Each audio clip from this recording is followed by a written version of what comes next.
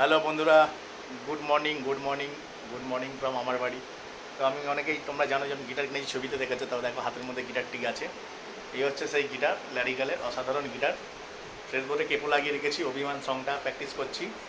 তো যার জন্য হচ্ছে আমি প্র্যাকটিস কি পুরো তোলা হয়ে গেছে। কালকে জাস্ট অভিমান গানটা আর কি শুনলাম, শুনে মুখস্থ করলাম। আর আজকে হচ্ছে বাজানো শুরু, দেখতে পাচ্ছ আমি খাটে বসে আছি। তো খাটে বসে বসে বাজাচ্ছিলাম গিটার। তো ভাই গিটার বাজানো পুরো একদম গিটার বাজানো শুরু করে দিয়েছি।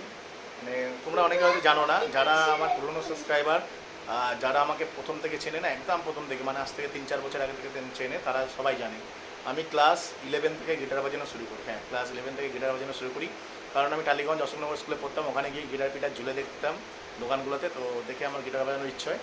তো প্রথম আমি গিটার কিনি 3 টাকা 4 টাকা জমিয়ে, ঠিক আছে। সেই থেকে যে গিটার বাজানোর জার্নি শুরু করেছি, এখনও অবধি শেষ হয়নি। এত ভালোবাসার ইনস্ট্রুমেন্ট হয়ে গেছে যে এটা ছাড়া আমি এক মুহূর্ত থাকি না, একটুখানি করে রোজ